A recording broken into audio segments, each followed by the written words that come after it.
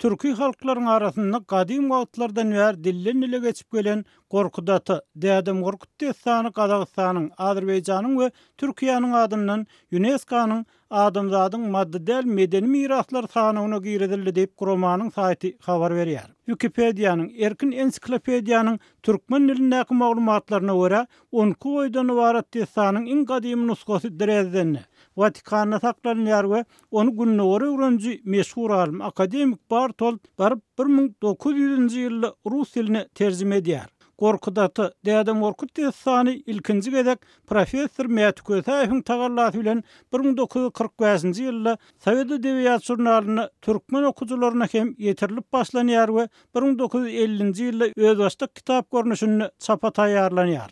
Emma ol okuwçylara ýetmän galýar. Sebäbi Türkmenistan eseriniň şol wagtky ýolbaşçysy Suhan Babaew 1951-nji ýylda bu kitaby Türkmeniyat halka duşmançylykly eser hökmünde ýazgaryp çykyş edýär. Kitaby çapa taýýarlanlar Mätük Kösäýew, Baýmuhammed Garriýew, Oral Muhammed Abdalow dagy dini milletçilikli eseri çapa taýýarlanlyklar üçin elip suud edilýär.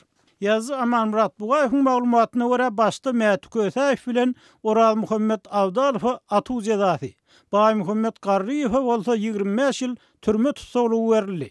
Emma soň atuw jezalary 25 ýyl türme tutuklugyna çalşyryldy we 1953-nji ýylda Sowet hökümetiniň ýolbaşçysy Ýosif Staliniň ölmegi bilen Gorkutata howsar çykan türkmen alimler azatlyga çykdy we 1956-njy ýylda aklanyldy.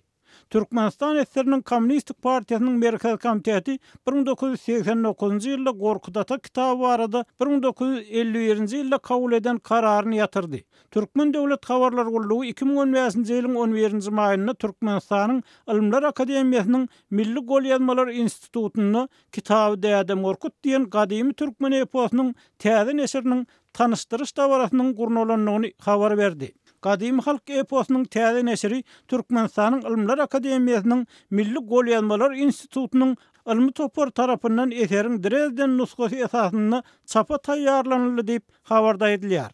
Yazı Bugaýewiň tasdiklamagyna görä, kitaby Dädem Gorkut eseri Türkmenistanyň garaşsyzlyk ýyllaryna merhum Mätük Kösäýewiň 1940-njy ýyllarda toplanan boýlary esasynda şeýle-de edebiýatçy Atarahmanowyň Daşoğlu welaýatyna ýyl içinden ýazyp alan boýlary esasynda çapa taýýarlandy.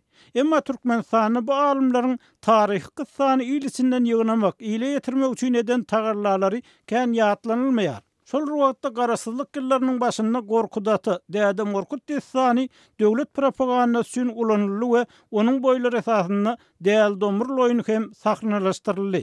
Gepiň erdisine aýdylsa, bu oýunyny baş rol ýerine ýetiren Töre Anneberdiýew, şol wagtky prezident Sapar Murat Niýazowyň gurduran saglyk ýodasyna çykyp, bu saglyk ýodasy däl, ajal ýodasy eken diýeninden soň türme batyrly we azatlyga çykandan soň uzak ýaşaman bir wagt dünýäsini täzeledi.